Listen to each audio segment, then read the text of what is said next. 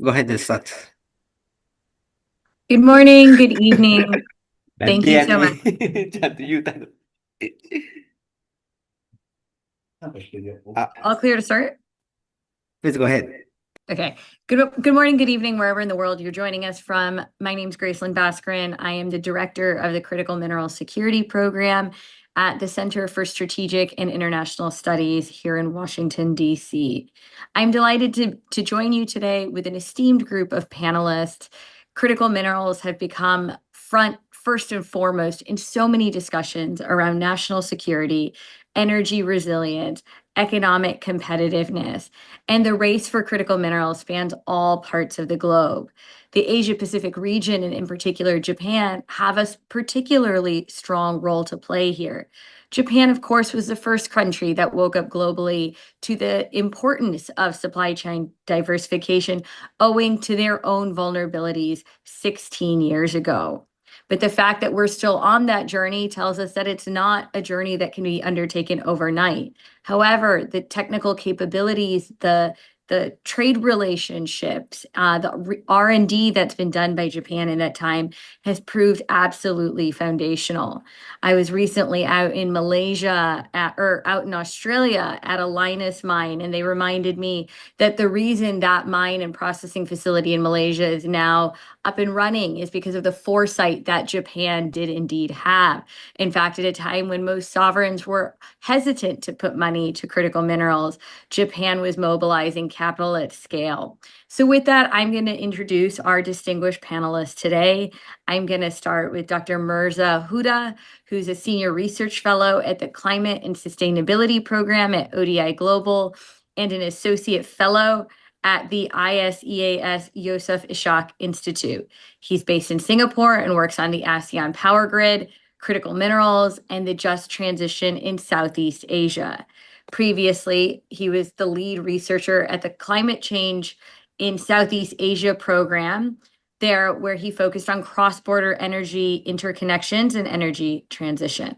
He has a PhD in international energy cooperation from the University of Queensland, and his latest publication, Clubbing the Anthropocene, the Geopolitics of Climate Clubs and Critical Minerals. Second, we've got Mr. Ian Satchwell. Ian is a senior fellow at the Australian Strategic Policy Institute, and he's also an adjunct professor at the Sustainable Minerals Institute at the University of Queensland and a senior minerals advisor to ASEAN.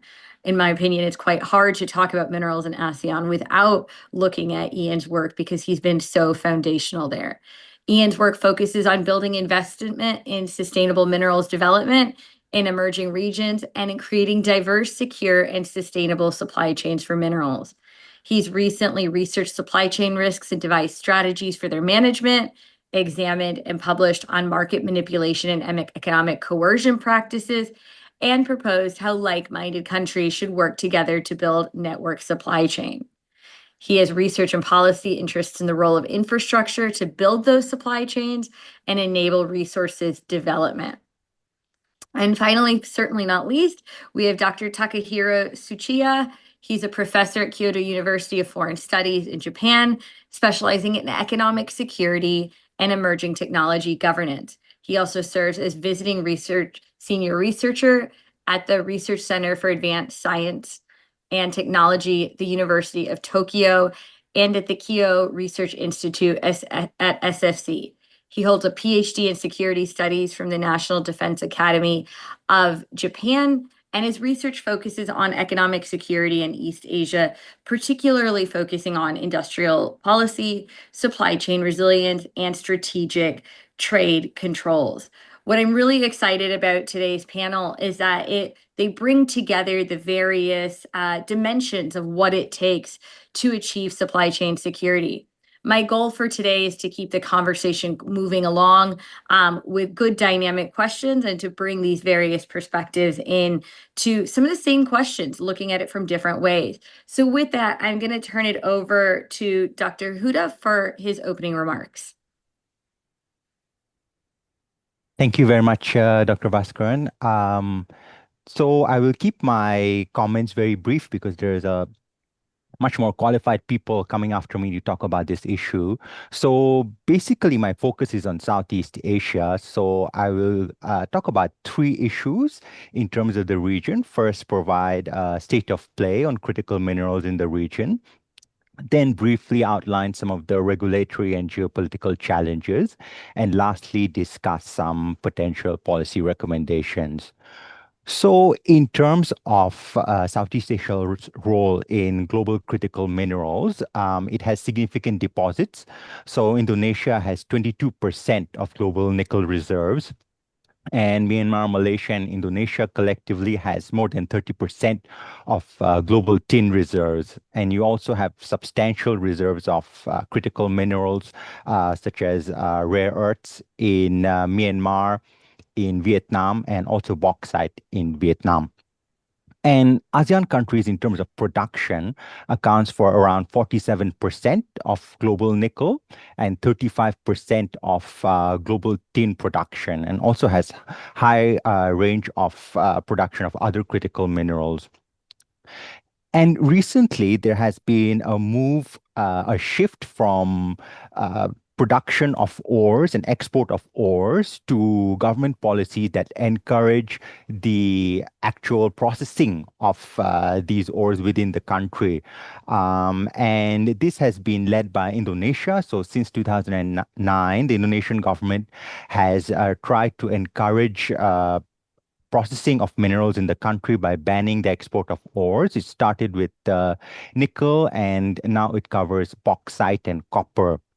And it has led to some level of success. So Indonesia's nickel-related value-added activities increased from 1.4 billion in 2020 to around 34.8 billion in 2023. And this has had a knock-on effect. So countries like Vietnam and Malaysia has subsequently also banned the export of raw rare earth materials. So overall, there's a regional move towards using the resources for green industrialization rather than only exporting the ore. But critical minerals are not just about energy transition. As Dr. Baskaran mentioned, it's very much about geopolitics. And this, of course, is very much the reality of Southeast Asia's role in critical mineral supply chains, because it's not just about who has the reserves, it's about who has the finance, who has the technology, who can process it. And China is the global leader when it comes to processing and extraction of many critical minerals like rare earths, nickel, and copper. And this creates some concerns in terms of the security of supply for the United States and its allies. And Southeast Asia is very much deeply embedded in this dynamic. So, for example, Indonesia's downstream model is, reliant on Chinese investment. According to one report, China has around 30 billion of existing investment in the nickel industry. And while Indonesia can gain from Chinese investment in terms of increasing processing, it also creates some issues regarding collaboration with United States and EU and other partners who are trying to introduce new mechanisms to develop alternate supply chains. For example, the US is developing a framework called Forum on Resource Geostrategic Engagement, or FORGE, which, along with EU's Critical Mineral Club, is trying to develop an alternate supply chain of these critical minerals. So, given existing levels of Chinese ownership and investment, this kind of forum and clubs may create some issues for Southeast Asia in terms of engaging with China as well as the United States. And within the region, there are also some regulatory challenges. So recently, Indonesia introduced this overhaul of its nickel policy, and it touched upon two issues. One is the mining quotas, and the other is a pricing mechanism.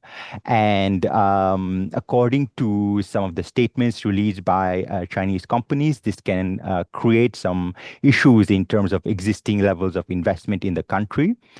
And there are several kind of negative developments as well. So LG Energy pulled out of major Indonesian EV and battery supply chain project, and Eramet and BASF also canceled a nickel cobalt refining project in Indonesia. And they kind of attach these business decisions to the unpredictability of regulation in the country. And another issue that Southeast Asia and Indonesia is facing is the environmental impact of critical mineral processing, critical mineral extraction. So these activities have a huge impact on deforestation, on land use. And while critical minerals are essentially used for energy transition, the processing of it remains dependent on coal, particularly in Indonesia. So this creates further environmental damage. So essentially, the main challenge for Southeast Asia is not simply to move up the supply chain, increase processing, but how to do this while addressing the risks of geopolitical competition, regulatory uncertainty, and environmental degradation. And very quickly, in terms of policy recommendation, ASEAN already has a mineral cooperation action plan, but it needs implementation, particularly three issues. So firstly, ASEAN needs a database that has good quality and reliable information regarding the deposits, the required infrastructure, and this kind of data can really attract quality investment. And secondly, ASEAN really needs to have some interoperability or common standards on ESG, community engagement, because it's no longer only about extraction and processing, but how it is actually done. So there needs to be some common safeguards to extract and process these minerals in a sustainable manner. And lastly, I think there is a rush for many countries to become hubs of green industrialization. But I think what would be better for a regional process towards critical minerals is to divide up the kind of the work. So, for example, perhaps Indonesia and the Philippines can focus on processing. Thailand can focus on electric vehicles, and countries like Singapore can focus on providing finance and technological innovation. So I will just stop there because I don't want to take up too much time and hand over to Dr. Baskaran, and I look forward to the conversation. Thank you so much, Dr. Huda. I think there were so many important points hit there from, and in particular, how to go from just extraction to maybe a more mutually beneficial model of mining, whereby mining is yielding broader economic benefits, and that we're seeing in the region, but globally, that there is a greater pressure to do that, and how those policies come to fruition will be really key. You know, I was actually a terrible moderator when I started, and I forgot to explain the Q&A function. So I'm going to take a second to do that now before I turn it to Ian. So if you are watching on YouTube Live and have not already submitted a question that you would like to ask, please scroll down to find a link to submit that question live, and we will circle back to that. And with that, I will now turn it over to Ian Satchwell. Thanks. Thanks very much, Gracelin Baskaran. Well, as we all know, while the rest of the world was asleep, China built vertically integrated supply chains for critical minerals that are vital, of course, to advance manufacturing, the digital transformation, the global energy transition, and last but not least, defense. Now, that was a deliberate strategy by China, and it's ongoing, and it has increasingly used its supply chain dominance of key minerals to exert its geopolitical and geoeconomic will. It's also used other tools like covert influence on companies and communities, and maybe we can talk about that, a bit about that later. When first faced with evidence of China's intentions, however, the rest of the world simply rolled over, still sleeping, allowing Beijing's market dominance to grow. Japan, however, was confronted with an existential rare earth supply crisis in 2010 and was suddenly wide awake to what was occurring, and has since then led the world in efforts to diversify and secure critical mineral supply. The rest of the like-minded world is now aligned, finally, with the need for new supply chains and mostly aligned on the mechanisms needed to achieve them. Nations have spent the past few years busily signing critical minerals agreements. However, until recently, implementation of those agreements has been lacking. My own country, Australia, is party to 31 such agreements, at once indicating that customer nations are beating a path to Australia's critical minerals riches, but also creating an unmanageable tangle of bureaucracy that's arguably holding back effective action. The recent G7 leaders' declaration on securing supply chains for critical minerals, which Australia is party to, despite not being a G7 member, hopefully is an indicator of commitment to action and a roadmap to implementation, although there's a lot of detail to be filled in. I would also note that the Quad, formerly the Quadrilateral Security Dialogue involving Japan, India, and the United States and Australia, has its Quad Critical Minerals Initiative. Now, that aligns well with the G7 agreement, as does US-led Project Forge, which I think Dr. Huda mentioned, which takes over from the 17 Mineral Security Partnership.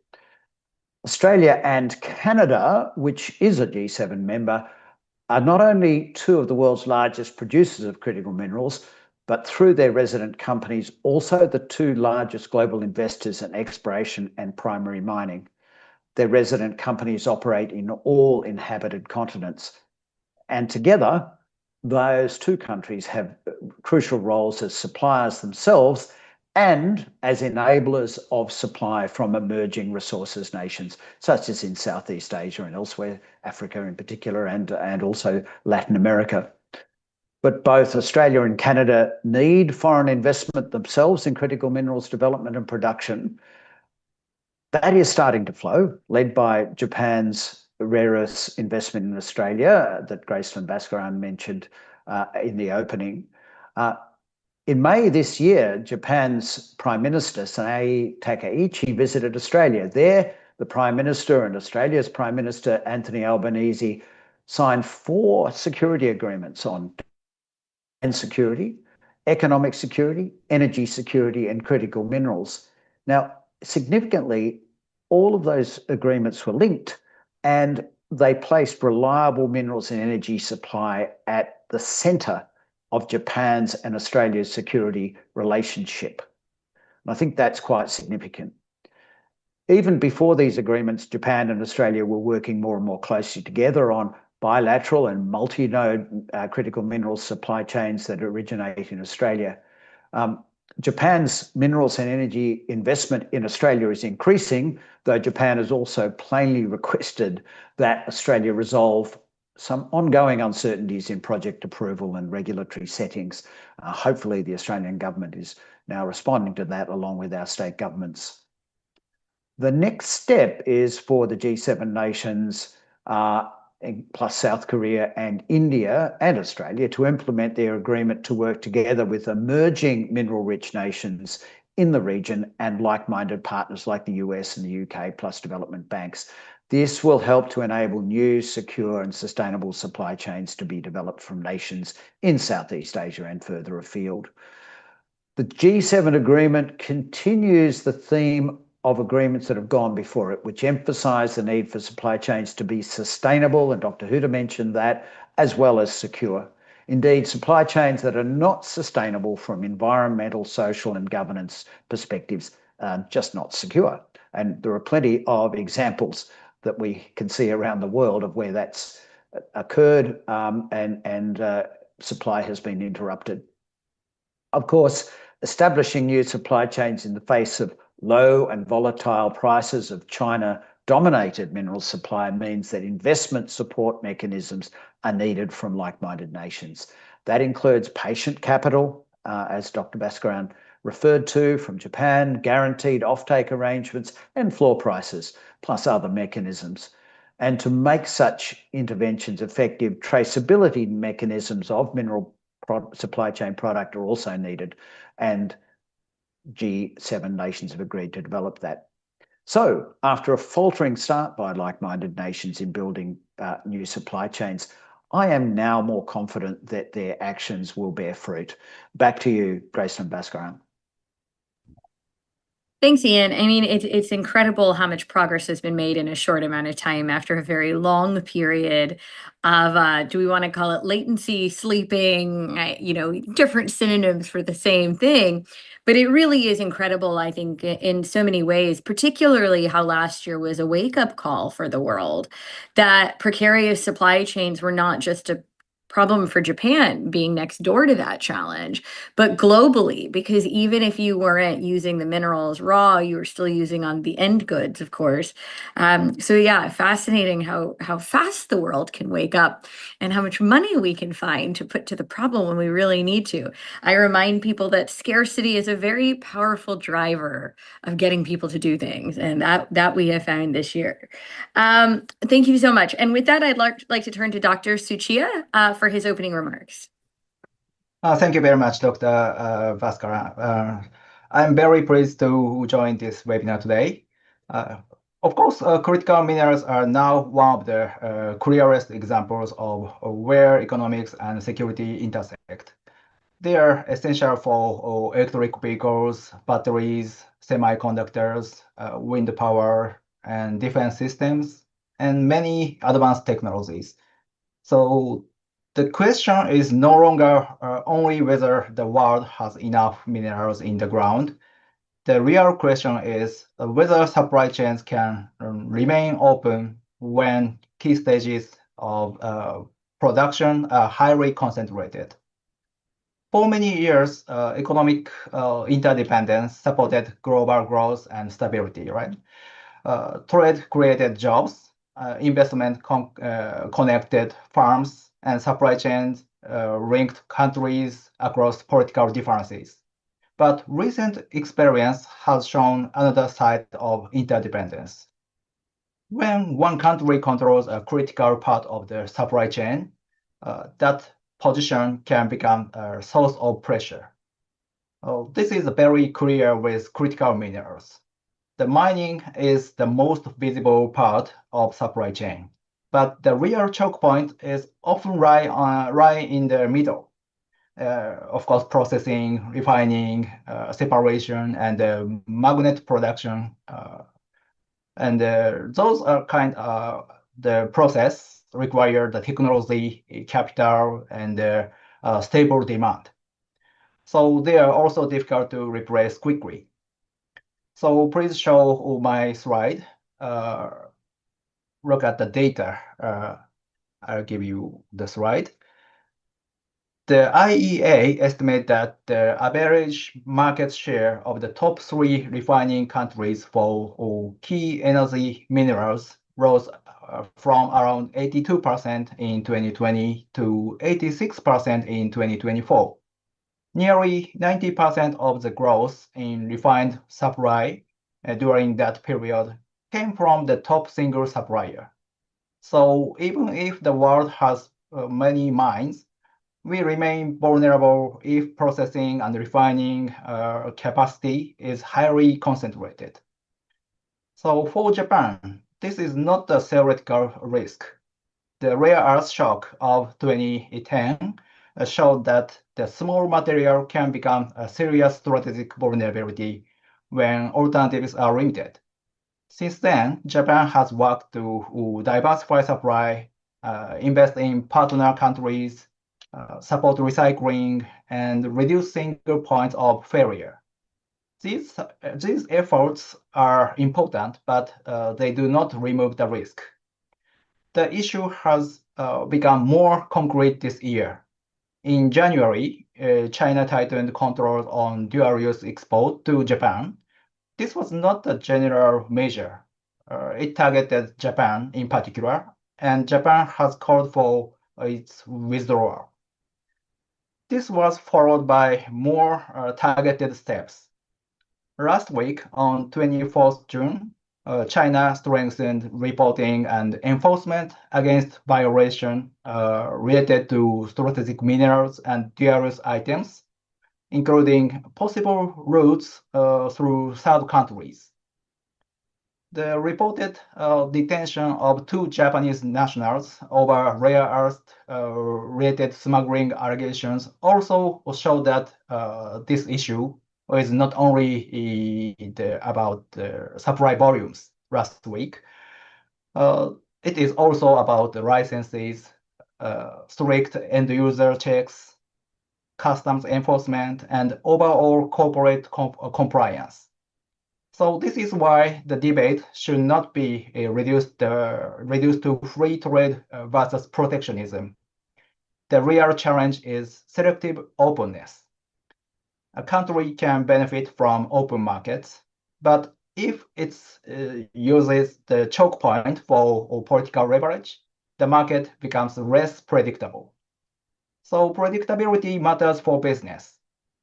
When companies cannot predict license approvals, customs checks, or enforcement risks, they delay orders and they increase inventories or they change suppliers.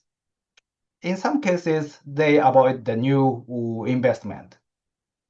That's why the diversification is not the same as containment. Containment seeks to exclude a country from the global system. Diversification as options, it reduces the risks that any single choke point can be used for pressure. If supply chains are open but fragile, they can become pressure points. If they are secure but completely closed, cost rise and resource-rich countries may be forced to choose sides. The better path is open resilience, I think. So open resilience has 3 practical pillars. The first one, the country needs more than the one route for critical inputs. And second, they need stronger processing and refining capacity outside the most concentrated hubs. And third, they need partnerships that create real value for resource-rich countries, not only extraction. So Japan can play a constructive role here. Japan does not have large domestic mineral reserves, but it has advanced technology, finance, industrial demand, and experience in managing supply chain risk. Japan can help make a responsible project commercially viable. It can also connect producing countries with manufacturers, development finance, and long-term buyers. And as Dr. Satchwell mentioned, Japan-Australia cooperation is a good example. Australia provides resources and a stable legal framework. And Japan brings technology, capital, and predictable demand. One concrete example is Lynas Rare Earths. The Australian rare earths company supports the Japanese partners such as Sojitsu and Jogmec, right? So this is one good example. And the same logic applies more broadly. Whether Japan works with Southeast Asia, North America, Africa, or Latin America, partnerships should go beyond buying raw materials. They should support local processing, environmental standards, and long-term industrial ties. Of course, technology can help, but it cannot solve the problem alone. Recycling materials and substitute technologies can reduce pressure on supply chains, but they cannot replace mining, refining, processing, and magnet production in the near term. So let me conclude my simple point. The market is truly open only when access is predictable. Japan's task is not to close the system, but make that predictability real. The goal is not decoupling, but the diversification. And the goal is not economic nationalism. It is to keep open market viable and strategic risk. Thank you very much. Thank you, Dr. Tsuchiya. You know, one of the things that jumped out to me about your comments is kind of one of the tensions that we grapple with as it relates to the mining sector, which is open markets. Open markets have historically operated around commodities, but increasingly, as these are being viewed as kind of national security assets, you're seeing the use of things like resource nationalism, export controls, limitations on the export of technical expertise and technological know-how. So you're seeing that tension play out every day, really undermining open markets and making it very difficult to have predictability. I mean, at least from where I sit, it feels like every time we reach an agreement that we're going to pause all of our volatile behavior on export controls, they're back a few months later. And that does make it incredibly difficult, not only from the mining side, but also from the offtake side. So absolutely agree. So I'm gonna kind of start throwing out a few questions, and feel free, I may point the question to one of our panelists, but if somebody else would like to jump in, then this is really designed to be an open conversation. Dr. Huda, I'd like to start with you. You talked about the need for standards and kind of doing this the right way. How do we have that common set of standards across the board? Can you give us any concrete examples of existing frameworks, projects, and/or agreements that have been successful at helping diversify supply chains within the Asia Pacific region and bringing more countries in to participate?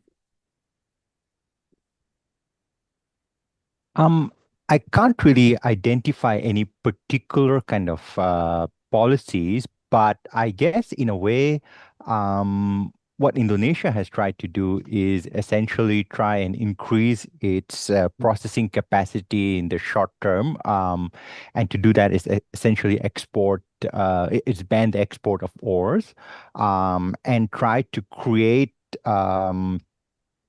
a good kind of operating environment for international companies.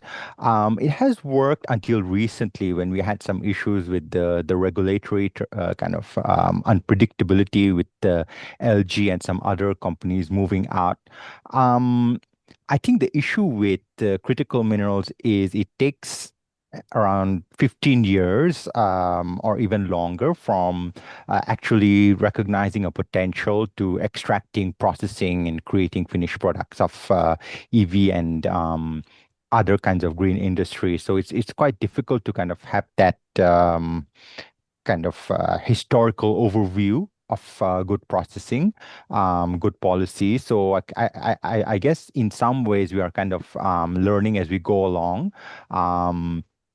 So in terms of standards, I think there are many different standards that we can refer to. The World Bank, Asian Development Bank, all have different ESG standards. The issue right now in Southeast Asia is there is not enough interoperability between the national ESG standards. So that creates a bit of issue in terms of regional cooperation, because as I mentioned, it's not really about increasing the production or the processing levels of critical minerals. It's about how we do it. So I think in that context, cooperation with countries like Australia is particularly relevant, because they are looked upon as having high ESG standards. But at the same time, collaborating with China, Japan, South Korea is also important, because China has the most amount of global experience in terms of critical minerals, what works, what doesn't work.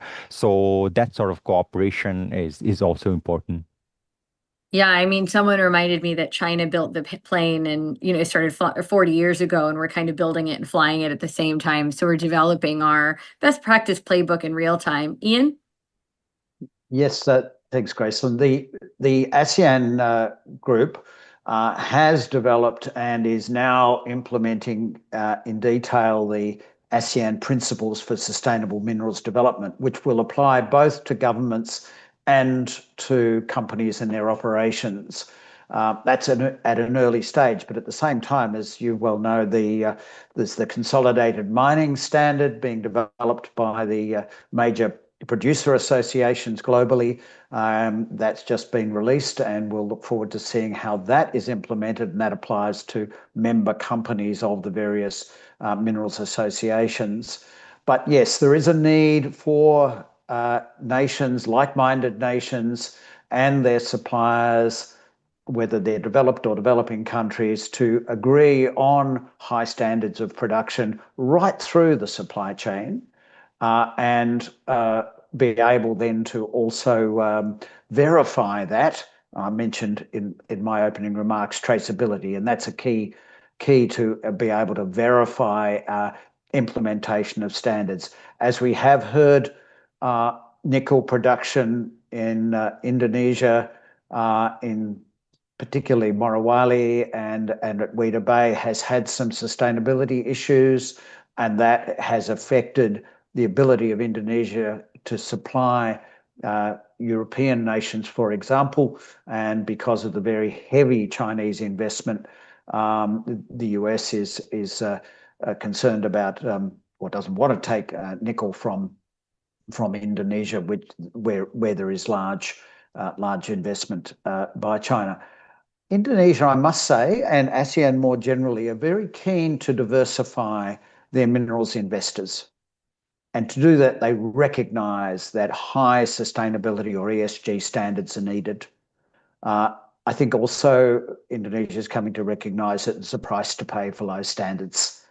There's significant impact as well, and then we can come back to this maybe, as well. Indonesia is also recognising that it's falling short on the long-term value that it gets from its nickel production, and it's just bought in for nickel and copper and some other minerals, a ruling or a central desk to control marketing, because they've realised with what they call under-invoicing, or what I would call transfer pricing, and lower pricing between different branches of companies, Indonesia's not getting the financial returns that it should.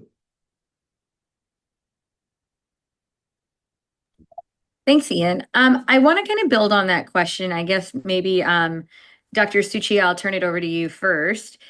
Are there promising partnerships, critical minerals partnerships within the Asia Pacific? I'm thinking about Japan-Vietnam cooperation, Japan-Australia joint statement on elevated critical minerals cooperation, ABD critical minerals refining programs, et cetera. Where are we? Because we know that no one country has the financial capital, the geological resources, and the technical know-how to do it. So we know that partnerships are going to be the way forward here. What are the most promising ones that you're seeing emerging? It's very difficult to choose one, but the relationship should not be only about extraction. The many countries in Southeast Asian countries and Oceania countries want more value from their own resources, right? So Japan should support processing capacity, human resources, and environmental standards. And long-term industrial cooperation is also very important. So the fair partnership is the more stable partnership. And one of the main hurdles are cost, time, the regulation or environmental approval, the local politics, like that. So another hurdle is coordination, right? Mining, refining, processing are often hurdled by different farms and ministries. So if governments announce partnership but do not connect finance, permits, or agreements, the partnership may remain only on paper. That's one of the hurdle, I think. And Dr. Huda, do you want to weigh in on these partnerships? I would say that I think we've signed enough agreements, more than enough agreements. It's now about implementation. And frankly, I was in Indonesia last week, and we were talking about with mining companies, with governments, both national and provincial, how to attract investment for particular projects. I think that's where we need to move to. And what's the framework we need to attract that investment. So no more agreements unless there's some particular agreements to give the parties certainty around the detail of particular international public-private commercial arrangements. But any more of these general agreements, I think we can let them lie and move to how do we get these projects operating? How do we actually establish the supply chain? Mining in one country, initial processing maybe, and I'm thinking of the Linus supply chain, which is a wonderful example, and you instanced it in your remarks. Processing in Malaysia or refining in Malaysia, and in the future, some mining in Malaysia to feed into the refinery in Malaysia, and metallization in Vietnam as proposed. Now, there's a beautiful example of a supply chain involving multiple countries, multiple investors with Japan in the lead, and that can provide, if not a template, certainly an example that can be drawn from. And how do we replicate that for other supply chains, rare earths and other minerals? Ian, I think that's a great point. And I think sometimes sometimes we like to forget now is how long it took to build that supply chain. Malaysia was such a long-term effort from Linus. I mean, when you think about challenges around social license to operate, the challenges around governance, I mean, it really was a labor of love and persistence at times. That's right. And look, I have to say that the influence of our friends in China allegedly went beyond simple price manipulation. There was various sorts of influence that frustrated that project, but that project is now the first producer of separated rare earths outside China, and the only producer of separated heavy rare earths. So it's a very significant project, but it now can be replicated. But it's really hard to put these projects together. And I just would instance the Nolans Rare Earths project, operated by Arafura Rare Earths in Australia's Northern Territory, which has just gained a final investment decision after some 20 years of planning and trying to put together for the last 5 years a veritable United Nations of public and private investment and offtake. It's been a very difficult task for quite a small company. They've now achieved it, but it shouldn't have been so hard, and hopefully it won't be so hard in the future for the companies that follow. Totally agree. I mean, one of the great challenges of the mining industry, as you all know, is it's not an industry one turns on and off easily in moments of crisis. It's a long buildup of a sector. I would like to throw another question out. I'll start, Dr. Tsuchiya, with you. We were talking about resource development. Japan has actually been quite moving along its deep sea mining efforts. Do you see this as a viable path for mineral development, and in the case of Japan, rare earths development? Deep sea mining may be important in the long term, but it is not the near-term answer. The technology, the cost, environmental risk, and legal questions are still serious. So Japan should continue research and testing because it may expand the future options. But the next several years, it's very difficult. Japan still needs a diversified land-based supply, processing capacity, recycling, and partnership. Yeah, I love that. I mean, one of the great questions, right, with mining is it's not always about whether you can get the minerals out of the ground or under the water. It's can you do it economically viably, right? And there's so many questions around even that is, what is the cost competitiveness of that? I'd like to throw a question out to all of our panelists. What about recycling? I mean, look, 15 years ago, we couldn't get 95% of lithium out of a lithium ion battery the way we can today, right? And that was through a lot of investment in those recycling capabilities. What role do we see when it comes to rare earths, permanent magnets, recycling? Okay, the recycling is also important, but it cannot solve the whole problem quickly. it needs collection systems, technology, scale, and enough end-of-life products. So it can reduce dependence over time, especially for magnets and batteries. But in the near term, Japan still needs the secure access to mining, refining, and processing. Ian, did you want to come in? Yes, I agree with Dr. Tsuchiya. We still need a lot of primary supply. Recycling probably will only ever be at the margin, a significant margin, but such is the growth in demand, and such is the in the end the loss through recycling and the ongoing use of components made from key minerals, that primary production and processing through the supply chain is always going to be the dominant source. So recycling, yes, important, but it's not the solution, as Dr. Tsuchiya says. I think if we're ever going to get where we need to go, it's going to require an all of the above approach, to be honest. And that, that's good. Recycling is a part of it, but not the whole of it. Dr. Huda, I want to come to you. Critical minerals we've been talking a lot about the Asia Pacific region, as an area to build these supply chains. But I remember a few years ago, I was down in Namibia, and there's an incredible rare earths mine, and it turned Lofdal, and it turns out it was 50% owned by the Japanese, right, who have made strategic investments beyond APEC borders into Latin America, Africa, Australia. How do you see the best way for the region to cooperate with countries, particularly in the global south, to enhance kind of mineral security?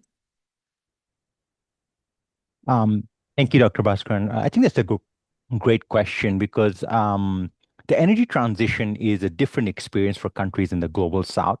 And I think ASEAN is a great example of how regional countries can come together and address energy transition, address the critical mineral issue through the ASEAN Mineral Cooperation Action Plan, because they do have a specific sustainable development needs that makes it different from, say, developed countries like Australia and Japan. So I think regional cooperation is a great way for countries in the global south to advance critical minerals. And perhaps for Southeast Asia, one mechanism could be the ASEAN +3 mechanism, which includes South Korea, Japan, and China. So this could potentially be a way of ASEAN to try and attract investment, technological know-how, higher forms of ESG standards, and of course, ASEAN as a whole, as a grouping, if it collaborates with countries like Australia, then I think the influence and the impact could be a lot broader. And ASEAN often is criticized for its slow process, but it remains one of the most successful regional cooperation mechanisms in the global south. So in that context, other regional organizations can perhaps learn from how ASEAN collaborates with these great powers in driving its critical mineral supply chains. Ian, do you have anything to add to that? I'd just make the point that when I started working ASEAN-wide on looking at their minerals cooperation policies and procedures and the effectiveness of it back in 2020, they had one partner from a development partner. They now have 12, which says that ASEAN is in a position of some influence in potential influence in global minerals markets. Certainly, it's already got strong geopolitical influence. And I think, as Dr. Huda said, ASEAN's probably one of the most successful, or is the most successful regional grouping in the global south. It can use that and also make the most of the partnerships that have been developed to move rapidly into attracting more investment, and it's underweight in minerals investment, and move much more towards strong sustainability frameworks. And I think all of its partners, all 12 of them, are committed to helping ASEAN achieve sustainable minerals development. Thanks, Ian. Dr. Tsuchiya, one of the things you talked about is the need for kind of predictability and stability when it comes to investment, right? We're talking about these investments being billions and billions of dollars. What do countries within the Asia Pacific region need to do to attract investment, particularly in refining? Refining profit margins are often incredibly narrow on the best of days.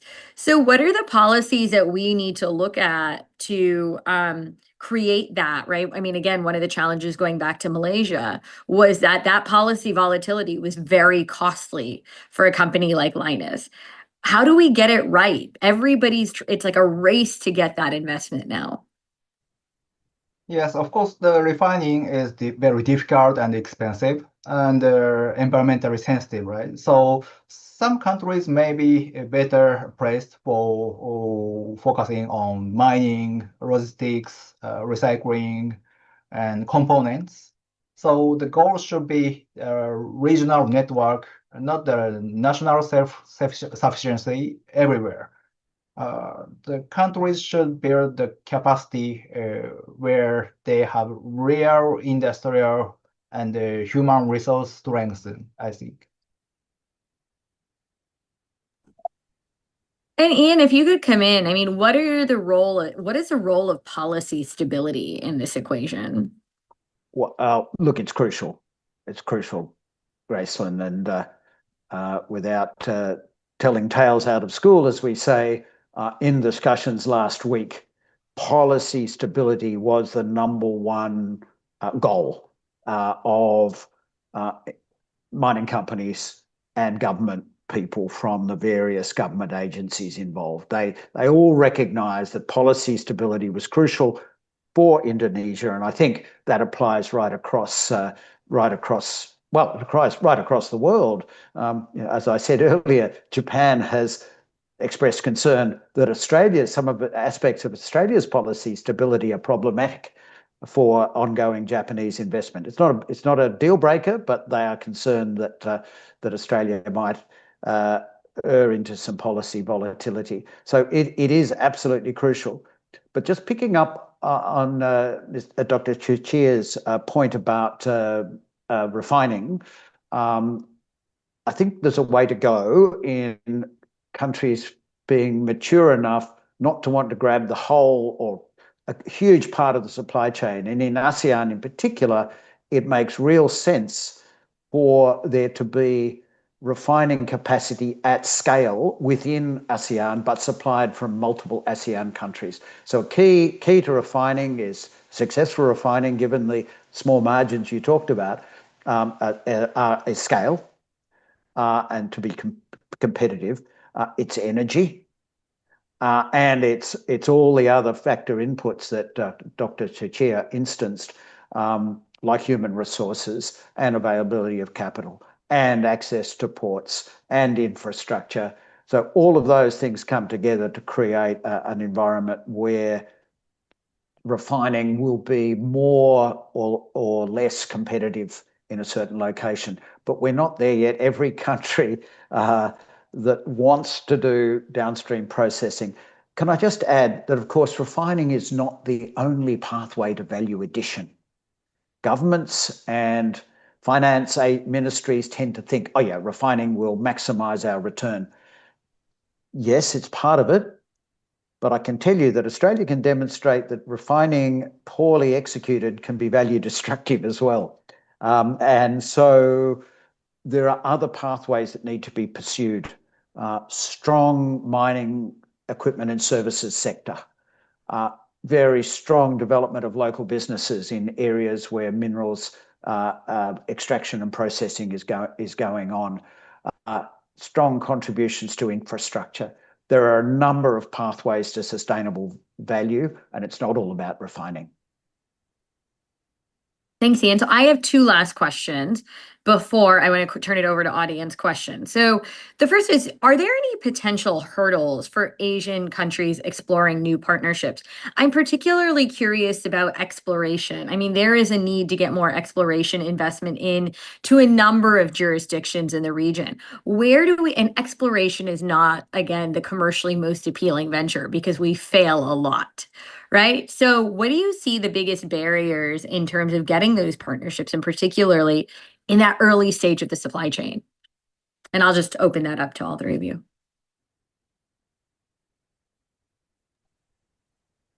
Well, the others haven't come in. I've just finished talking, but I see Dr. Huda's put his hand up. So Dr. Huda perhaps should go first. Thank you, Prof. So I guess in terms of technical challenges, in ASEAN, one of the issues is the lack of good quality geological data. So one of the kind of priorities of the ASEAN Mineral Cooperation Action Plan 2030 is to develop a database that clearly outlines existing reserves in the region and also some of the infrastructure needs that Professor Ian mentioned. And I guess this may be specific to Southeast Asia. There are also some political challenges. So because of existing levels of investment by China, moves like friendshoring or Forge, any of the kind of initiatives undertaken by EU's Critical Mineral Club, it can create conflicts, or it can create kind of issues for Southeast Asian companies to participate in investment by the West or its allies. So Southeast Asia often does not want to get caught up in binary choices, but this is essentially the reality of the geopolitical issues around critical minerals. So I think that also kind of prevents the large amount of investment that we need in exploration in the region. Yes, with the possible exception of nickel, Southeast Asia is well underweight relative to the rest of the world in exploration expenditure. And as Dr. Huda said, key is the lack of geological data, or more specifically, geological data packages, because that's what you need to attract highly mobile global exploration investment. But then we come back then to policy certainty. And it's significant that in Southeast Asia, only one of the 10 largest global explorers are active in the ASEAN region. And there are reasons for that, geological data and questions around policy certainty. And I think just a general lack of knowledge of ASEAN and its settings. I think there's a general feeling for the geological prospectivity, but not detail about how you go about doing business. And let's face it, multiple decades ago, a number of companies had some bad experiences in certain parts of the ASEAN region. That needs to be turned around, I agree, because ASEAN's not only losing market share, it's actually on known mineral deposits, it's actually facing diminishing reserves. So it needs to top those reserves up, and to do that, it needs new discoveries. Yeah, they do say what exploration is the oxygen of the mining sector. If you don't look, you don't find. If you find, you can't mine. So then you end up with a lot of aging assets and no early stage. And so that's a real conundrum I think we face, particularly in the region. Now, I want to go to my last question, right? We are in an era of bilateralism, and you are seeing MOUs being signed, joint statements being signed. Ian, maybe we would call this a lot of handshake diplomacy some days, which we've gotten very good at globally. But my question is this, do these two-way agreements actually threaten to fragment the region without necessarily generating results? I mean, you kind of, again, you have that tension between, you want Asia Pacific countries to work together because, again, economies of scale, strength in numbers. But at the same time, everybody has competing priorities. Everybody wants to get the best deal for all of this, right? So what do you see as the most realistic opportunities for countries in the region to go beyond bilateral agreements into a more effective, coordinated approach to developing not just mining, but that supply chain? I'd love to hear from all three of you to round this out before we go to a quick Q&A. Perhaps we could start with Dr. Tsuchiya. Yes, they can.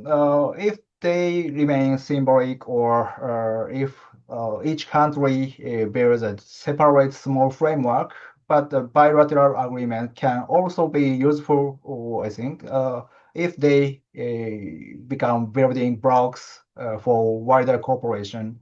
The test is whether they produce corporate concrete projects or shared standards, information exchange, and financing.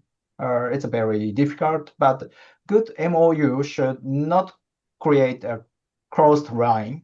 It should not connect to wider, open, and rule-based network.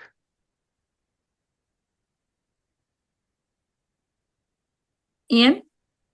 Yeah, look, I'm not concerned that bilateral agreements might result in fragmentation.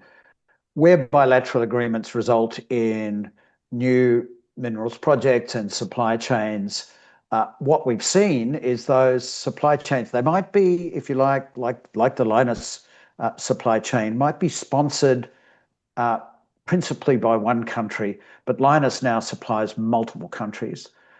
And then we've seen with the Arafura rare earths project in the Northern Territory of Australia, we've seen that project is going to be supplying like half a dozen countries. So I don't see a huge problem with fragmentation as long as agreements are not at odds. Can I just say, though, the country that you're sitting in sends some mixed messages. And tariffs on certain mineral products from Australia and investment partnerships for other ones really are confusing and not very productive. And I think from all countries, not just the US, we need consistency of policy so that there is trust, there is understanding, and there is a long-term partnership and that everyone can believe in. Thanks, Ian. I promise it wasn't me who developed those policies. Dr. Huda. Thank you, Dr. Baskaran. I think bilateral kind of agreements are a necessity. And I would kind of like to take the picture back a little bit. I don't think bilateral cooperation fragments regional cooperation. I think what you need to do is align kind of national mining development plans with, for example, the ASEAN Mineral Cooperation Action Plan. So in that way, your regional cooperation plans can be driven by your national mining plans. And if you do that, you can have a cohesive regional structure. And of course, countries like Indonesia will have much more offers of bilateral cooperation with Australia, with the EU, than perhaps Cambodia. But as long as the regional framework or the regional plan is aligned with national plans at the ASEAN level, then I don't think there will be any conflicts or fragmentation per se. Great. Thank you so much. So I'm going to turn over to audience Q&A. There's a ton of really great questions that have come in. I unfortunately will not get to all of them, but we're going to go, and ideally we'll keep our answers quick to keep them moving along. So the first one I have, Dr. Tsuchiya, I'm going to ask you first. How can friendshoring strategies balance economic security with cost efficiency? I mean, keeping in mind that developing economies in Southeast Asia are going to have higher capital costs for establishing new supply chains. Well, that's a good and important question. I do not think friendshoring should mean moving every supply chain only to higher cost countries. For Southeast Asia, the battery and the better approach is to build a complementary supply chains rather than duplicate every stage. Of course, not only the batteries, semiconductors, other magnets.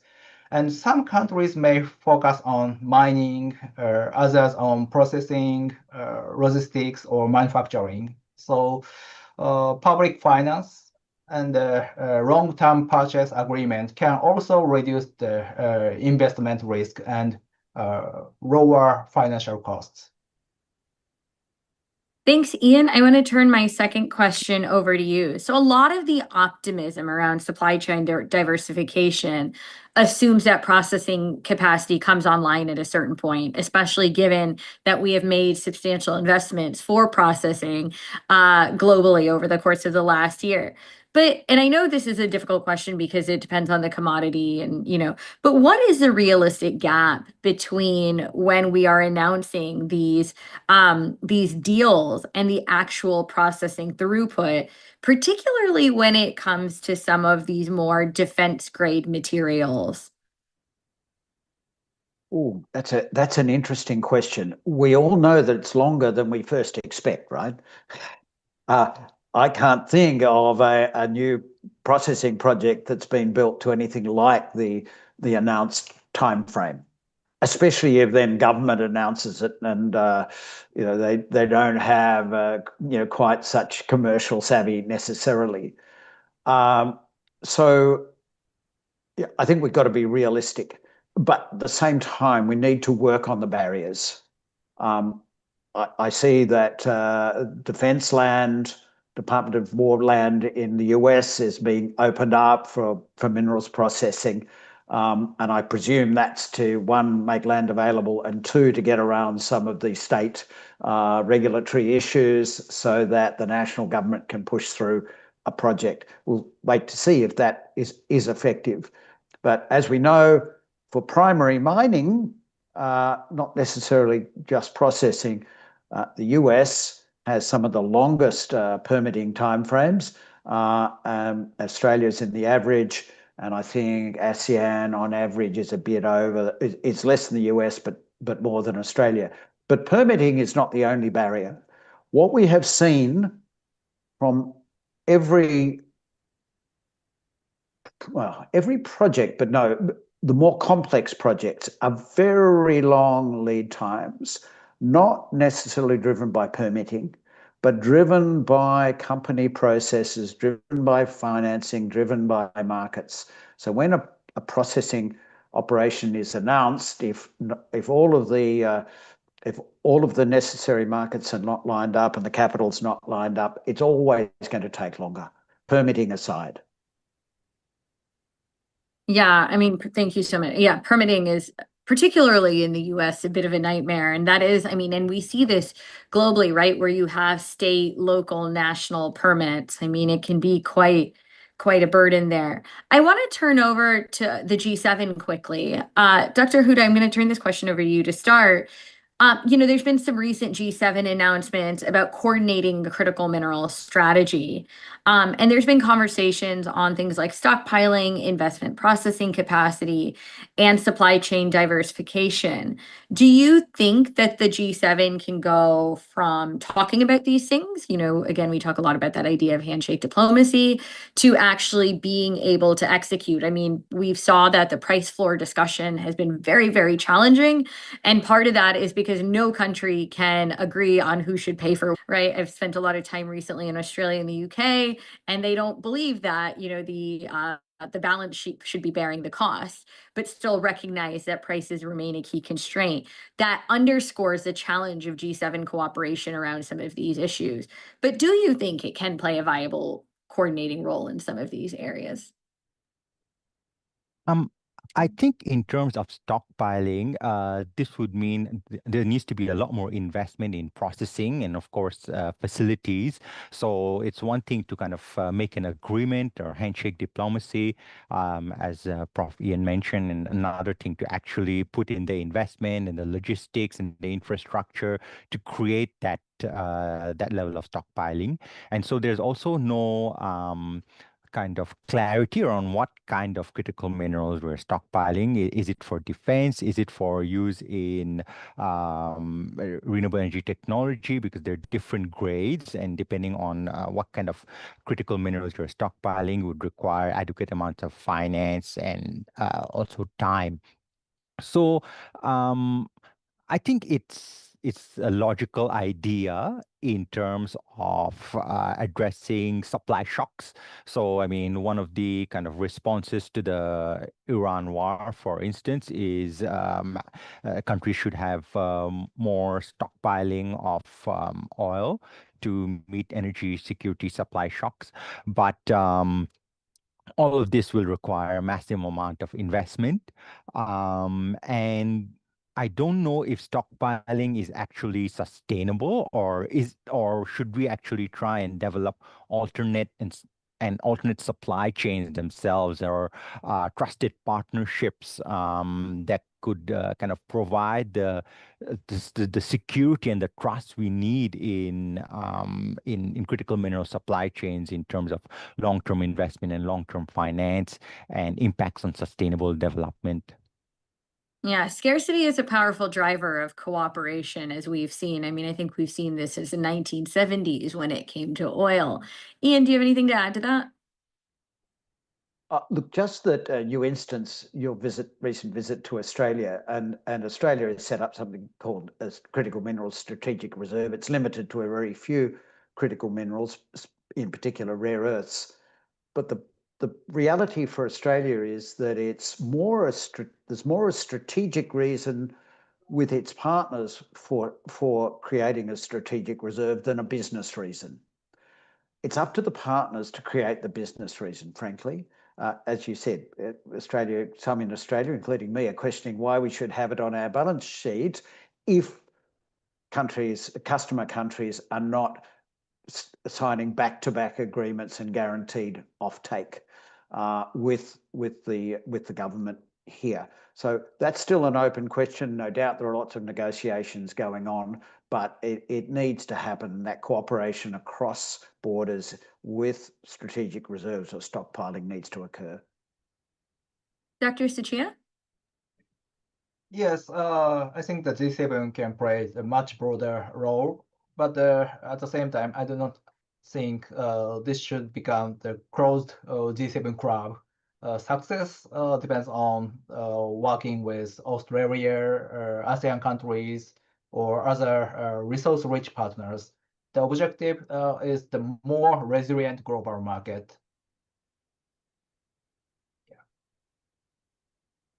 Thank you so much. I mean, I've learned so much today, and it's fascinating because, again, three very different sets of perspectives on a lot of the same issues. You know, some of the themes to bring us home today, some of the big themes that have emerged kind of consistently is one, the role of partnerships, within the region, right? And I think in many ways, Linus has been an example of the role of sovereign capital, of private sector appetite, of navigating kind of a complex environment of doing business, but partnerships both within the region, but also going beyond the region, right?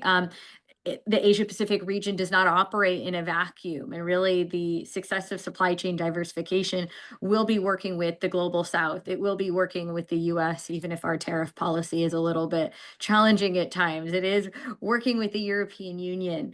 So that was one theme. The second theme that jumped out to me today is the role of stability. We are talking about investments that are in the many, many billions of dollars. So off-takers need stability, investors on the mining side need stability, processing certainly needs stability. The third thing that jumps out to me is how long it takes. I mean, we've made a lot of announcements in a short amount of time. We've set up stockpiles in America, in Australia, but these are not things that go into effect immediately. In fact, for a lot of these resources, the only source of them right now may be China, and probably will be China for some years to come. So to not lose sight of the fact that this is a long-term challenge that requires durable, long-term solutions, which sometimes may work longer than an electoral cycle in the cases of all of us who have a democracy. And then the final thing that jumps out, and I think this has jumped out over and over, is the need to ensure we are doing this economically. You know, all of the companies in our countries operate with fiduciary responsibilities to shareholders. So ensuring that we are taking into account the fact that whether it is deep sea mining, and it is going to be a longer term undertaking, whether it is recycling and essentially building new capabilities, or where it is building a processing industry with razor thin profit margins, we are going to need to take that approach of ensuring that these projects are economic. So with that, I want to say thank you to our panelists for joining across a range of time zones. Thank you to all of you for joining us today, and to thank our hosts for just facilitating a fantastic conversation. Thank you so much. Thank you very much.